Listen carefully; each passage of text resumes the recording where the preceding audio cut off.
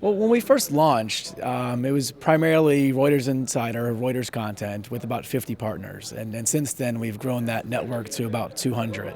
Now, one of the things we've done since launch by listening to our clients is they've asked us, can we help them with production content and can we help them get this content onto their own properties? So one of the things we've instituted over the last quarter of 2010 is created in Reuters Insider Desktop Studio, which really enables clients to kind of use this tool to create their own content without having to invest in studios and so on and so forth. We've also created the Reuters Insider embeddable players. And what this enables clients to do is what they've said is, it's great that I can contribute content to Reuters Insider, but I like to have the same content be on my own properties. So whether it's my internal website, my external website, I'd like to kind of do that as well. So we've created the Reuters Insider Embeddable Player, which enables them to have all the same functionality, search, transcripts, sharing segments of the video, but in a branded experience on their properties. And that's something that's really encouraged them to create more content.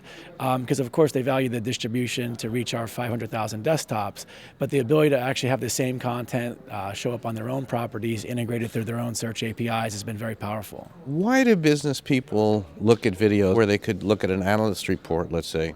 I think that's the key. It just depends, right? So, for example, we don't try to regurgitate the same news service that we have. We try to kind of go beyond the headline and try to really kind of take the analysis and the insight and the commentary. So, if there's a news story, we'll report that, obviously, get that out as quickly as we can via the news wire.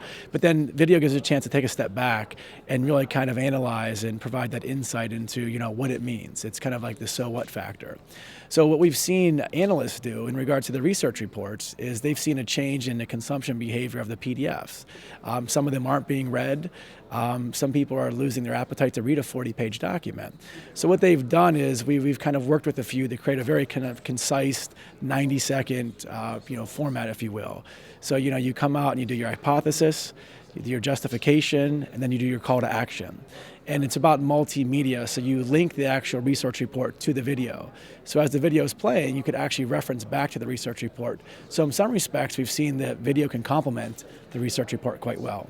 So it's sort of analyst-generated content. Kind of, yeah, it is. But we've also seen some of the banks have actually wanted to go a step further. So not just how the report works with the video, but doing new kind of types of programming. So what you don't see in the analyst report often is the debate that happened back at the bank when they were discussing what should go into it.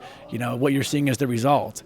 So we've seen some of the banks are interested in doing some discussions where they have their analysts actually doing a debate show. And you're getting the insight into what's going on. And you're getting the insight into the thinking that goes behind that. And I think video also helps show the conviction that people have in their ideas, which doesn't come across in a PDF report. Hello, this is Jan Lewis, global strategist on February the 11th. Well, not a great week.